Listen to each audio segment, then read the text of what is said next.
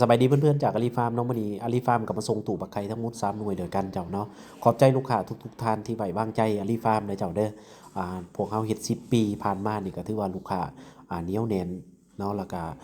ได้รับความสนับสนุนจากทุกท่านตลอดมาเลยเจ้าเนาะขอบใจหลายๆเด้อเจ้าเด้อสำหรับอาลีฟาร์มก็เลี้ยงเป็ดเลี้ยงไก่เจ้าเลี้ยงนกกระทาไก่ง่วงนกยูงไก่ฟ้า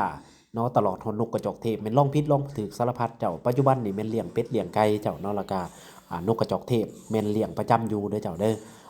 ตู้ฟักไข่เฮาเฮ็ดนี่คือลองโดยตัวเองเจ้าเนาะได้ใส่ตัวจริง